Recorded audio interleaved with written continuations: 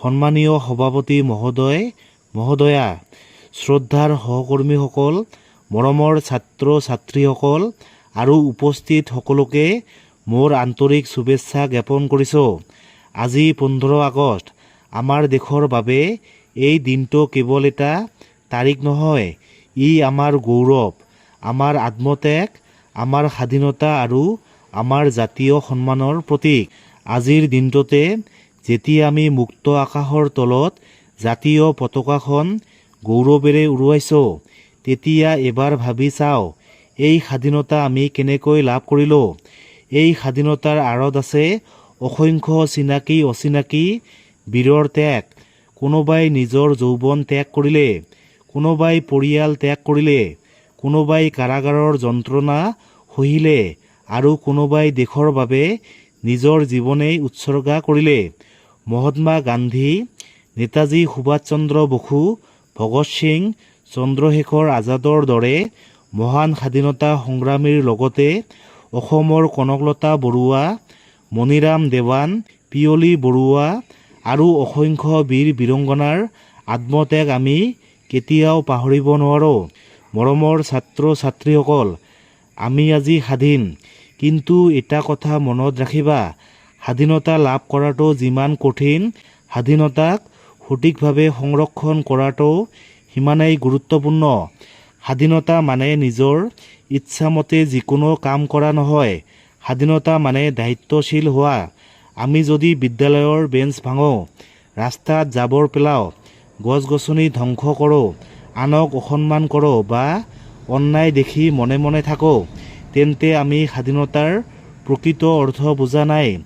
দেশপ্ৰেম কেৱল 15 আগষ্টত জাতীয় পতাকাক সন্মান জনোৱাত সীমাবদ্ধ নহয়। দেশপ্ৰেম তেতিয়াই প্ৰকাশ পায় যেতিয়া আমি মনোযোগেৰে পঢ়া শুনা কৰোঁ, নিষ্ঠাৰে কাম কৰোঁ, পিতৃ মাতৃক সন্মান কৰোঁ, শিক্ষকক সন্মান কৰোঁ, সমাজক ভাল পাওঁ আৰু দেশৰ সম্পদক ৰক্ষা কৰোঁ। মৰমৰ ছাত্ৰ ছাত্ৰীসকল, তোমালোকক মই আজি এটা কথা ক'ব বিচাৰোঁ, তোমালোক কেৱল বিদ্যালয়ৰ ছাত্ৰ ছাত্ৰী নহয়, তোমালোকেই কাইলৈৰ ভাৰত। আজি তোমালোকৰ হাতত কিতাপ আৰু কলম, কাইলৈ এই হাততেই দেশৰ দায়িত্ব আহিব। তোমালোকৰ মাজৰ কোনোবাই চিকিৎসক হ'বা, কোনোবাই শিক্ষক হ'বা, কোনোবাই বিজ্ঞানী হ'বা, কোনোবাই প্ৰশাসনিক বিষয়া হ'বা, কোনোবাই কৃষক, উদ্যোগী বা সমাজসেৱক হ'বা, কিন্তু যি হ'বা, এজন ভাল মানুহ প্ৰথমে হ'বা।